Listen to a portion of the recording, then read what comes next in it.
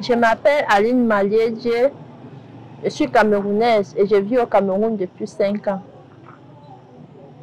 Comment dire que tu vis au Cameroun depuis 5 ans? Cela signifie que tu as eu un passé qui t'est éloigné du Cameroun. Oui, j'étais en Europe pour les études.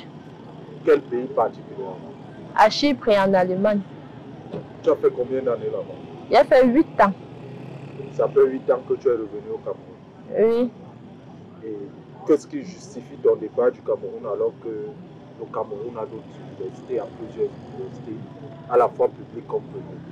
Bon, après mon baccalauréat au lycée classique de Bafoussam, j'ai voulu faire l'université de Tchang, mais mon père n'a pas voulu. Il a voulu que je reste à Douala, vers l'université de Douala.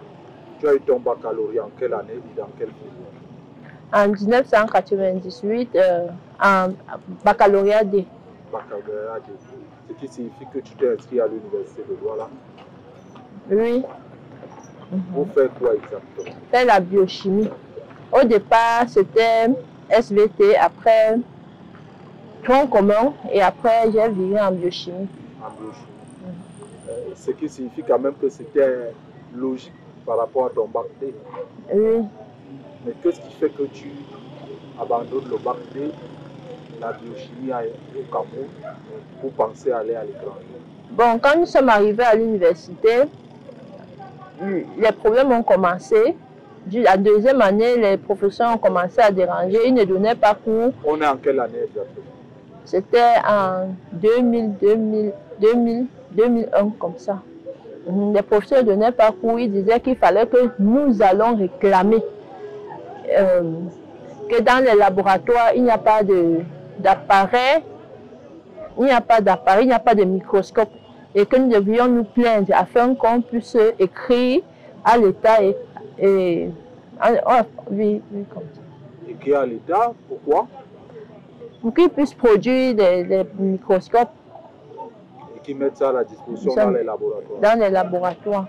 Et ça a eu un impact sur votre année académique? Oui, ça a eu un grand impact sur notre année académique parce que les professeurs ne donnaient plus cours. Ils réclamaient aussi l'augmentation des salaires. Ils ne corrigeaient même pas les feuilles, quand bien même nous composions, ils nous donnaient la note de 0. Et c'est tout ça qui vous a amené à penser à l'immigration?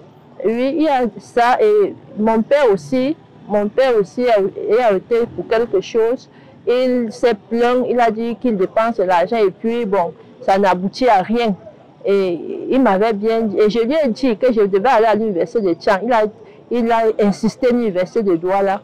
C'est là où est venue l'idée qu'il faut que je voyage. Mon père même qui a dit qu'il faut que j'aille en Allemagne.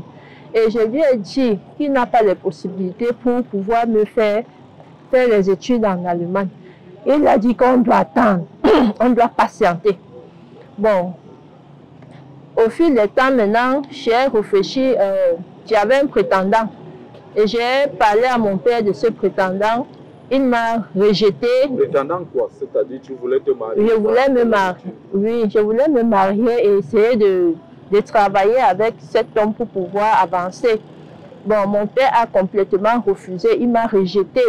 Il m'a dit, on te demande d'aller à l'école, toi tu viens dire que tu veux le mariage. De toute façon, il faut patienter. Bon, un matin, il est venu, il m'a donné le titre foncier d'un terrain et la photocopie. Il m'a dit d'aller chercher le preneur pour ça. Et je suis allée, j'ai essayé de fouiller comme je pouvais. J'ai trouvé quelqu'un qui devait acheter le terrain. Je suis venue lui dire, on est allé voir un notaire puisque c'était un terrain titré. Et lui a versé de l'argent. Et c'est ainsi que tu engages ton voyage? C'est ainsi maintenant, pardon, c'est ainsi maintenant que j'engage la procédure de voyage. Et comme il voulait que j'aille comme étudiant, je suis donc venue à Yaoundé, à l'Institut Goethe, prendre les renseignements, combien coûtaient les cours et combien de temps il fallait prendre pour faire les cours. Je suis rentrée donc lui dire, il m'a demandé de calculer la somme dont j'aurais besoin pour 9 mois. Il m'a demandé de calculer le taxi, puisqu'il devait regarder la distance du taxi. Il m'a regardé de calculer tout ça. J'ai calculé tout ça et je lui ai dit il m'a remis l'argent. Je suis venue donc à Yaoundé commencer les cours. Il t'a remis combien exactement? Il m'avait remis 875 000. Pour venir à Yaoundé commencer les cours. Oui. Et tu n'avais pas de conseil qui t'accompagnait dans cette initiative? J'avais une copine qui était en train de voyager et qui faisait aussi les cours à l'Institut Goethe, qui venait d'avoir le ZIDAF. Et elle m'a conseillé quelqu'un qui pouvait souvent, de temps en temps, un gars à l'université qui pouvait de temps en temps m'aider pour la préparation du ZIDAF. Et finalement, tu as eu le ZIDAF? Est-ce Oui. que l'obtention du ZIDAF a été facile? Non, l'obtention du ZIDAF n'a vraiment pas été facile puisque je l'ai composé 5 fois. Je n'ai jamais composé un examen plus de 2 fois. Mais je ne sais pas vraiment ce qui s'est passé. La 5e fois dont je composais, il y a quelqu'un qui m'a demandé d'aller à Douala, dans la maison familiale, déclarer que j'ai réussi l'examen. Ce que j'ai fait, je suis allée à Douala, j'ai dit à la famille que j'ai réussi l'examen. Pourtant, je n'avais pas réussi. Je suis revenue à Yaoundé. J'ai composé pour la 5e fois et j'ai eu l'examen. Lorsque tu as eu l'examen, c'est ainsi que s'est engagé l'activité pour aller en Allemagne. Voilà. Quand j'ai donc eu l'examen, j'ai donc informé ma copine qui m'a trouvé l'admission à l'université de Clausthal. Et il fallait donc la caution. On s'est battu, la famille, les amis, on s'est battu, on a pu trouver la caution, une partie de la caution. Bon, ce n'était pas toujours suffisant. Et bon, je ne savais pas quoi faire.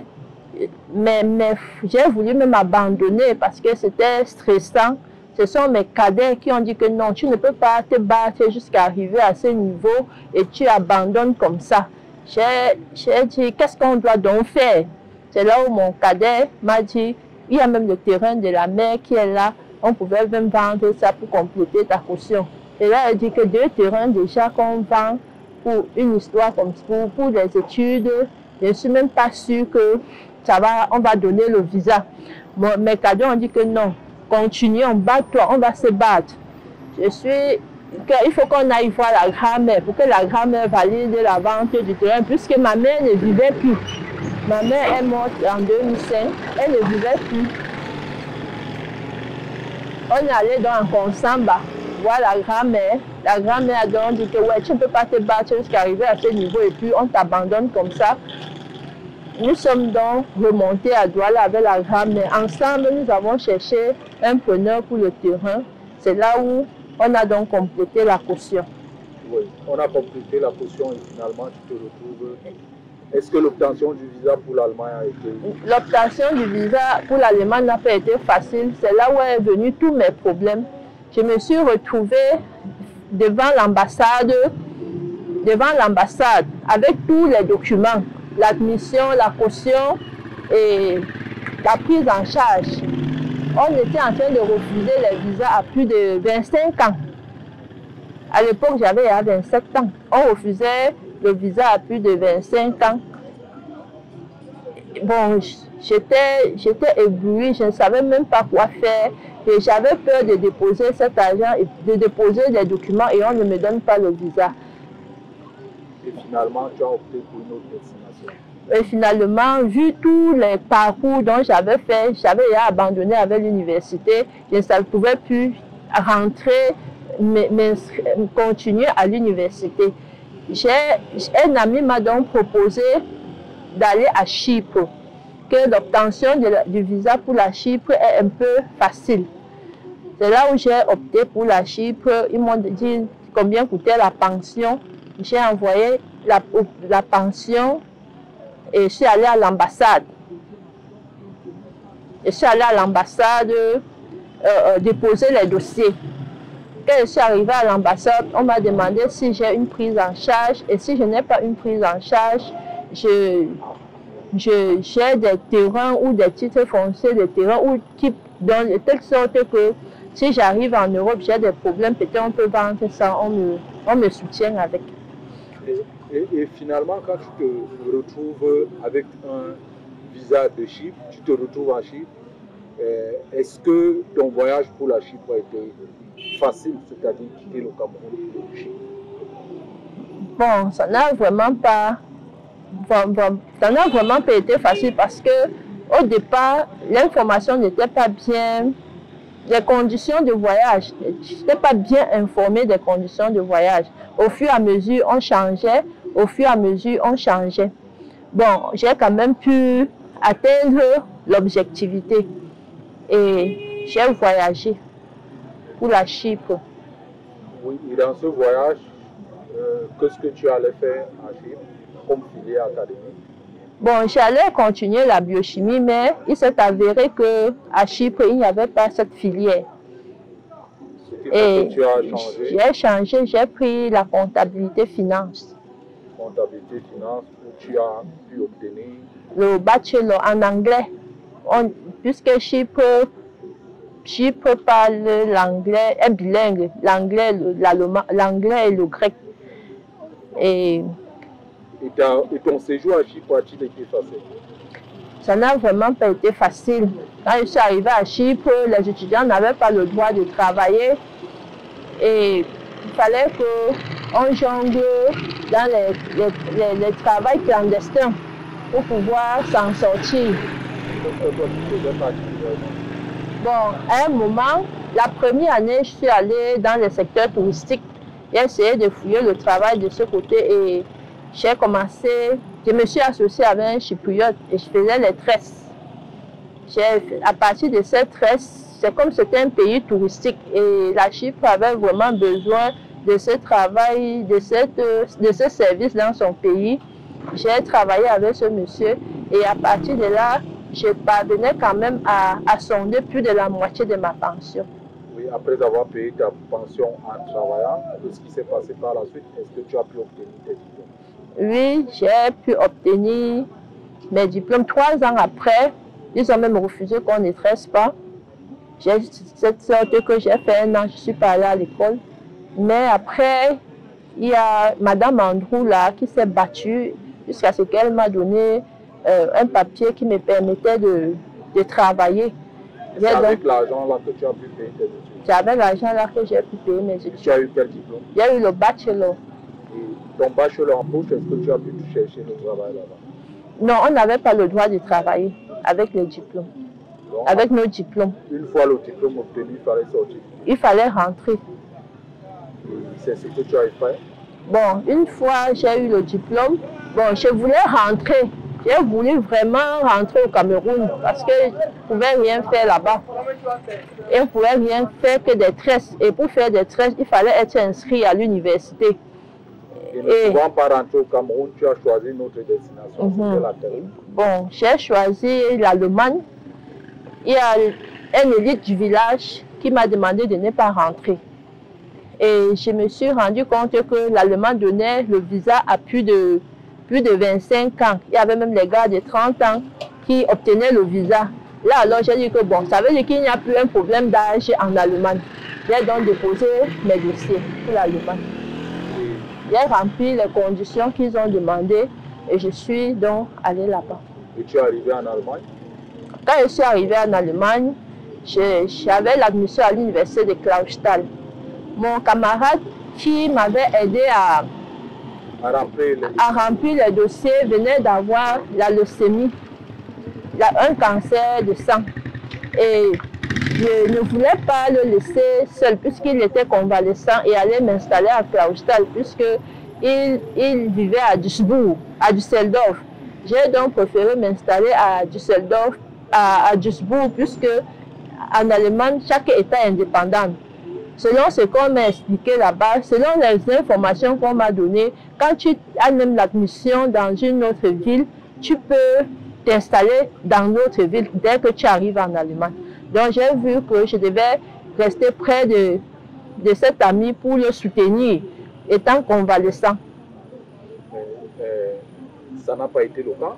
Et quand je me suis donc installée à Duisbourg, qui n'était pas très loin de Düsseldorf, l'immigration de Duisbourg a demandé à l'immigration de Clausthal de renvoyer mon dossier afin qu'on puisse m'inscrire. C'est là où ils ont refusé d'envoyer mon dossier à Duisbourg. Et puis, ils ont dit que, mais comment quelqu'un à cet âge-là, vous l'avez donné le visa? Vous lui avez donné le visa. Et ça a créé toute une déchirure entre eux. Ils ont dit que c'est par erreur qu'ils m'ont donné le visa. Directement, j'ai été stressée. J'ai commencé à stresser. J'ai dit, mais comment est-ce qu'on peut me dire que par erreur, on m'a donné le visa? Mon ami a pris un avocat pour pouvoir me défendre. On a donc expliqué à l'avocat. En ce temps, on cherchait l'admission dans une université anglaise. L'avocat est allé avec mon dossier à l'immigration. Il a même eu des problèmes parce qu'au niveau de l'immigration, on lui a dit que mais comment est-ce que tu peux soutenir une personne qui est en train de vouloir fréquenter dans une université anglaise? Et l'avocat est venu me dire que tu dois faire absolument les cours d'allemand. Là, mon ami donc a cherché un centre où ce sont les Allemands qui donnaient cours. Il m'a inscrit là-bas, à Düsseldorf. J'ai donc fait les cours pendant 1 an. Et ce centre, vraiment, n'était pas efficace pour les étudiants. Je ne vais pas cacher cela. C'était beaucoup plus pour ceux qui viennent travailler en Allemagne. Et non, ce qui fait que le parler était beaucoup plus que l'écrit. Pour l'allemand, je parle parce que j'avais toujours la note de 16 à l'oral, 17 à l'oral, quand on faisait même le B1, le C1. Mais au niveau de l'écrit, j'étais faible. Je ne savais pas ce qui n'allait pas. C'est après que j'ai rencontré une amie avec qui j'ai fait l'Institut Goethe. Elle m'a demandé où est-ce que je fais les cours. Je lui ai dit que je faisais les cours à Düsseldorf. Elle m'a donc dit qu'il y a un endroit où les Camerounais font les cours à Duisbourg, qui était même un peu plus moins cher qu'à Düsseldorf. Elle m'a donc donné l'adresse. Je suis allée là-bas. Je me suis inscrite. En ce temps, j'ai demandé les admissions dans les universités. Et j'ai eu l'admission à l'université de Duisbourg-Essen. J'ai commencé dans les cours chez cette dame qui était une Libanaise. Elle a relevé ton niveau. Elle a relevé mon niveau, mais elle a dit que le temps est court. Par rapport, elle m'a demandé où est-ce que je faisais les cours avant. Je lui ai donné le centre. Elle a dit qu'on ne m'a rien appris là-bas. Et que le temps vraiment est court pour moi, pour pouvoir, par rapport au temps que l'immigration me donne, c'est court pour pouvoir relever mon niveau. Je suis allée à l'immigration, je leur ai informé. Ils ont dit que la loi, c'est la loi. Chez eux, la loi, c'est la loi. Et la loi, c'est la loi. Tu as commencé un période où tu t'es retrouvé dans les conditions où il fallait t'expulser du territoire. Voilà. Voilà, quand j'ai composé le DSA 2 fois, l'université donne 3 possibilités de composer le DSA. La deuxième fois, je n'ai pas passé, mais j'avais une autre possibilité de composer le DSA. L'immigration a complètement refusé qu'il ne me donne plus cette chance de composer le DSA parce que il y a le problème d'âge. Et la communauté camerounaise, lorsque tu te retrouvais dans tous ces problèmes, qu'est-ce qu'elle a fait pour toi? Bon, cette communauté s'est vraiment retirée parce que j'ai rencontré beaucoup plus des gens. Bon, les étudiants m'ont soutenu comme ils pouvaient avec des cours. Comme, par exemple, cette femme que j'ai rencontrée, elle m'a présenté un autre centre où les Camerounais faisaient des cours d'allemand. C'était une aide, puisque le prix était presque la moitié de ce que je payais. Je payais à Düsseldorf. Et les étudiants aussi m'ont aidé à trouver les admissions dans les universités. Bon, les étudiants, c'est ce qu'ils pouvaient faire pour moi. Mais d'autres personnes, franchement... Ce qui signifie, pour résumer, combien de temps as-tu passé en Allemagne? J'ai fait 2 ans en Allemagne. De quelle période à quelle période? 2014-2016. Avant d'être expulsé? Avant d'être expulsé. Et maintenant, est-ce que cela a été fait, en ton sens, à la régulière ou bien il y a eu des manquements que tu regrettes aujourd'hui qui se sont passés dans cette relation? Bon, ça n'a pas été fait à la régulière. Bon, comme ils ont dit, c'est leur loi. Je ne pouvais pas aller à l'encontre de leur loi. Leur loi, c'est-à-dire? C'est 2016 quand on m'a remis ce document. Oui. Et il m'a demandé Il m'a signé l'autre. Il m'a demandé de signer l'autre. Il est parti avec et ça va rester dans son bureau. Il m'a dit de rentrer et de faire 6 mois. Et de refaire mes dossiers pour revenir. Que le document, c'est avec ce document que je vais travailler. Et finalement, qui a payé votre billet d'avion pour revenir au Cameroun? Bon, je suis passée au tribunal. Après l'immigration, je suis passée au tribunal. En Allemagne? En Allemagne. Le président du tribunal m'a posé quelques questions. Je lui ai répondu. Et elle m'a dit que est-ce que tu voudrais que j'informe l'ambassade du Cameroun en Allemagne? J'ai dit que oui, il faut les informer. Bon. Et puis bon. Ils se sont associés, je peux dire ça. Pour payer ton billet d'avion? Je ne sais pas comment ça s'est passé, mais ils m'ont seulement juste donné le billet d'avion. Donc vous n'avez pas dépensé de l'argent pour votre billet d'avion? Non, non. Et vous avez les classes de ce billet d'avion ou bien vous avez ce billet d'avion, le coupon? Je n'en ai plus, j'avais égaré ça.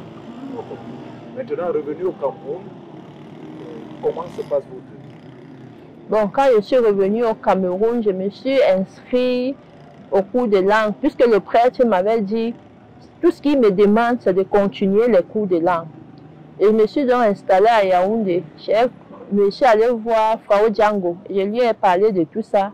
Elle m'a mis au C1. J'ai repris le C1. J'ai composé. Bon, je n'ai pas pu avoir le texte DAF. J'ai composé peut-être 2 fois. Je n'ai pas pu avoir le texte DAF. Quelque temps après, j'ai demandé l'admission quand même pour Duisbourg, pour l'université. L'université m'a envoyé l'admission d'1 an. Il m'a envoyé l'admission en septembre. De quelle année? En 2016. Oui. 2016, elle a dit que c'est un peu tard, mais elle va me donner l'admission d'1 an. Comme ça, si je rate la rentrée d'octobre, je vais me rattraper à la rentrée de mars-avril. Bon, pendant que je regroupais les documents, mon père aussi a chuté. Il est tombé malade et en mai, il est décédé. Et c'est comme ça que mon rêve aussi est tombé. Est tombé. Et maintenant, il s'est posé un problème lorsque le rêve tombe. Il faut se réinsérer dans la société camerounaise. Comment a été votre réinsertion à la fois d'abord dans votre famille? Comment votre famille ça n'a pas. Quand je suis revenue au Cameroun, j'étais rejetée par tout le monde. Par tout le monde. Jusqu'à aujourd'hui, je suis rejetée par la famille. Je suis rejetée par la famille. Je suis rejetée par le quartier même. Parce que on sait quand même que les parents de ce quartier me connaissent mieux que d'autres qui sont en Allemagne. Ils savent comment j'ai grandi, ils connaissent mes habitudes. Jusqu'à maintenant, ils n'arrivent pas à comprendre ce qui s'est passé pour que je rentre en Allemagne. Que peut-être ils se disent que j'ai commis un gaffe là-bas et je suis rentrée. Peut-être ils se disent que pour montrer que je suis calme alors qu'au fond, je suis une autre personne. Donc, ça fait que je suis rejetée. Je n'arrive pas à m'intégrer. Même quand bien même je cherche, je trouve du travail. Lors de l'interview, on me demande mon parcours. J'explique, j'étais à Chypre, j'étais en Allemagne. On me demande qu'est-ce que tu as eu là-bas, quel diplôme tu as eu à Chypre, quel diplôme tu as eu en Allemagne. Quand je dis je n'ai pas pu avoir un diplôme, j'ai été expulsée, ça mène les gens à se poser beaucoup de questions. Puisque l'Allemagne, tout le monde connaît au Cameroun que c'est une grande nation. Qu'est-ce qui s'est passé? Donc, beaucoup de gens se posent. Et dans mon quartier, particulièrement les parents et les amis de mon père même se posent beaucoup de questions. Ils se disent, qu'est-ce qui s'est passé? Parce que j'ai grandi entre leurs mains. Je n'ai jamais tué une mouche, je n'ai jamais rien fait de mal. Mais ils se posent trop de questions. La jeunesse me repousse. La jeunesse dit, mais tu as eu des possibilités, tu as eu des chances, tu as eu des si, pourquoi tu n'as pas pu, pourquoi est-ce qu'on t'a expulsé? Bon, je suis vraiment rejetée. Et dans ce rejet, qu'est-ce que vous attendez concrètement? À la fois au sein de votre famille, est-ce que le message, est-ce que vous avez vous-même évalué? Vous avez dit d'entrée de jeu que vos parents ont vendu des terrains pour vous envoyer en Allemagne. est-ce que vous comprenez aussi que cette famille attendait un retour sur investissement? Est-ce que vous culpabilisez un peu de n'avoir pas véritablement rapporté quelque chose après ces investissements? Malgré les efforts que j'ai fournis, je me sens coupable de ne les avoir pas satisfaits autant qu'ils pouvaient. Mais quand je regarde dans la profondeur, l'erreur ne vient pas vraiment de moi. Parce que j'ai tout donné pour pouvoir réussir. J'ai eu mon bac à 20 ans. Je me suis battue aussi à aller à Chypre, de la Chypre pour l'Allemagne. Ce n'est pas de ma faute si la loi allemande dit qu'à 40 ans, un enfant doit déjà finir l'école et travailler. Ce n'est pas de ma faute. Et tu avais moins de 40 ans? Il y avait moins de 40 ans, mais ils ont évalué qu'à cet âge-là, je n'aurais pas fini avec le niveau qu'ils espéraient que je devais avoir. Et aujourd'hui, vous avez quel âge? Aujourd'hui, j'ai 44 ans. Marié? Je ne suis pas mariée puisque quand je quittais l'Allemagne, j'avais un prétendant en France. Et subitement, tout s'est basculé. Et quand je suis retournée au Cameroun, il lui-même s'est découragé, lui-même s'est posé beaucoup de questions. Il a dit que mais qu'est-ce qui s'est bien passé? Peut-être j'ai fait quelque chose de mauvais, peut-être, lui-même s'est retiré. Donc vraiment, cette expulsion a fait causé beaucoup de dégâts dans ma vie. Beaucoup de dégâts comme quoi par exemple? Des dégâts par exemple que... Est-ce que vous avez encore confiance en vous-même? Ça fait même que je me mets même en question. Je me remets en question que mais est-ce que je mérite même tous les diplômes même que j'ai eus? Je me remets en question. Pourtant, je l'ai mérité. Je les ai mérités. J'ai travaillé dur pour les avoir. Oui, et vous avez travaillé dur pour les avoir. Et à Chypre, vous avez eu quel diplôme concrètement? J'ai eu le bachelor à Chypre. Dans quelle spécialité? En comptabilité finance. En comptabilité finance. Et depuis que vous êtes au Cameroun, vous n'avez pas pu trouver un travail dans ce secteur? Depuis que je suis au Cameroun, je n'ai pas pu trouver un travail en comptabilité finance. Quand je suis arrivée ici, j'étais complètement égarée puisque je ne comprenais même pas le système. J'ai commencé la vie active en Europe. Puisque quand j'ai fini avec l'université, j'ai fait les cours de langue, je suis seulement partie. C'est en Europe que j'ai commencé la vie active, à Chypre surtout, que j'ai fait la vie active. Quand je suis donc arrivée au Cameroun, je n'arrive pas à m'intégrer. Je n'arrive vraiment pas à m'intégrer.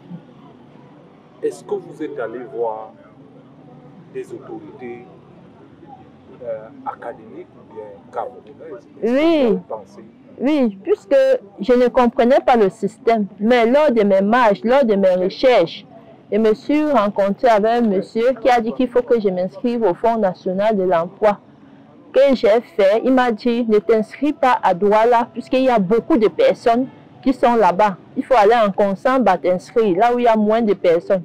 Là, je suis allée en Konsamba. Je me suis donc inscrit au Fonds national de l'emploi. Ils m'ont posé quelques questions en comptabilité, puisque j'avais même déjà laissé les cahiers. Ils m'ont posé quelques questions que je ne parvenais pas vraiment à répondre. Et ils m'ont demandé de rentrer à Internet, fouiller Google et faire des recherches. Ils m'ont donné 2 semaines. 2 semaines, je suis allée, j'ai fait les recherches, j'ai essayé de réviser les cours. Bon, au fur et à mesure que je révisais, ça revenait. Tout ce que j'ai appris, j'ai pu condenser en 2 semaines. Je suis repartie au Fonds national de l'emploi. Ils m'ont posé des questions en comptabilité et puis je les ai répondu. Ils ont introduit mon dossier et ils ont pris mon numéro. Et tout le temps, ils m'ont demandé que je dois d'abord commencer par un stage. Ils m'ont dit, tu dois commencer par un stage et après, tu vas chercher au travail. Bon, pour trouver le stage, même déjà, ce n'est pas facile. Puisque je ne suis pas dans le système, tout, il faut la connexion. Tout, il faut avoir des relations. C'est ce que je constate au Cameroun. Tant que tu n'as pas de relations, tu ne peux pas avoir même un petit stage. Bon, donc, tout le temps, on m'envoyait On m'envoyait des messages à mon WhatsApp que je lisais tout le temps. Et c'est là où je suis tombée sur un message de stage. Donc je suis allée, on m'a dit que je devais payer 200 000 pour et elle m'a accepté là-bas. Elle t'a accepté? Oui, j'ai fait 9 mois dans son bureau. Ok. Tu as fait 9 mois oui, des stages. Ça s'est bien passé, tu as délivré une attestation? Bon, pour le moment, je suis toujours en stage. Elle ne m'a pas encore délivré une attestation. Ok. Et maintenant, est-ce qu'au Cameroun, tu as laissé l'allemand, tu maîtrises l'allemand, un peu l'allemand, tu maîtrises l'anglais, tu maîtrises le français. Est-ce que ça t'aide véritablement dans ta recherche du travail? Bon, ça ne m'aide vraiment pas. À part qu'on m'a proposé l'enseignement. On m'a proposé l'enseignement. Bon, après mon bac, quand je faisais les cours de langue, j'ai tellement donné les cours de répétition aux enfants, que l'enseignement aujourd'hui, quand il y a trop d'élèves, j'ai les maux de tête. Et les violents maux de tête, quand il y a trop de bruit, et les violents maux de tête. Et le temps que j'ai perdu pour pouvoir apprendre ces langues, parce que ce n'est pas facile. Au Cameroun, je suis quittée du français à l'allemand. De l'allemand, je suis allée à Chypre où il fallait faire des cours en anglais. Et il fallait bousiller ta tête pour comprendre l'anglais et faire les cours. Et pour travailler à Chypre, il fallait parler le grec. Donc en même temps, il fallait tout faire pour connaître le grec. Et de là, il faut rentrer en allemand pour reprendre l'allemand que j'avais laissé. Ce qui fait que tout ça là, ça n'a pas été facile. Et aujourd'hui, quand je me retrouve là où il y a trop de bruit, j'ai les maux de tête. Et il fait que l'enseignement, pour moi, c'est très difficile. Et tes premiers amours, la biochimie, tu n'en as plus pensé? Bon, quand je me retrouve dans un domaine un peu scientifique, je peux manger, un domaine un peu scientifique. Enfin, tu souris. Allez, on s'achemine à la fin de cette émission. Quel est le message que tu peux parler du bilan? Est-ce que c'est le message de pardon vis-à-vis de tes parents? Est-ce que c'est le message de conseil vis-à-vis des jeunes filles ou de la jeunesse africaine qui tend vers l'immigration?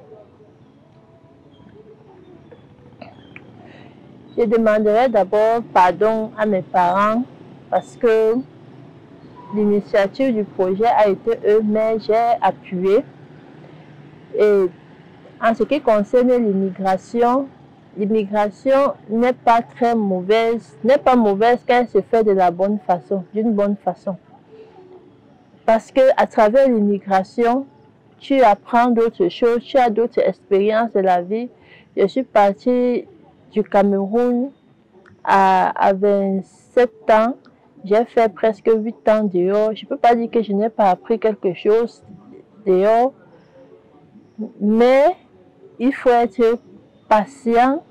Il faut se donner à fond.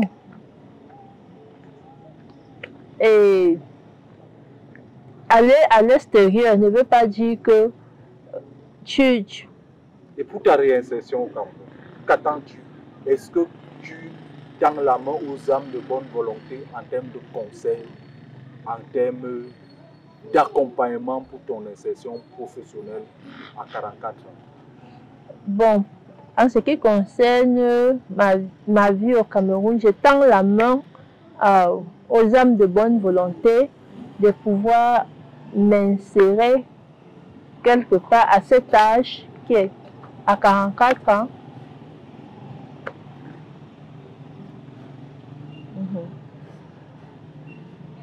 Tu as des compétences où? J'ai des compétences en comptabilité, finance et je parle plusieurs langues telles que le français, l'anglais, l'allemand et même le grec. Je parle le français d'une manière d'une manière excellente, l'anglais d'une manière excellente, l'allemand d'une manière assez bien et le grec passable. Et pour le reste, tu confies cela à Dieu? Bon, j'ai vraiment besoin d'une réintégration au niveau même de l'Allemagne, parce que le fait qu'ils m'ont expulsé m'ont vraiment m'ont fait perdre la confiance en moi, mon discrédibilité face à ma famille. Et aussi les amis de mon père, les parents du quartier qui ont toujours sollicité l'allemand, qui ont toujours apprécié l'allemand, se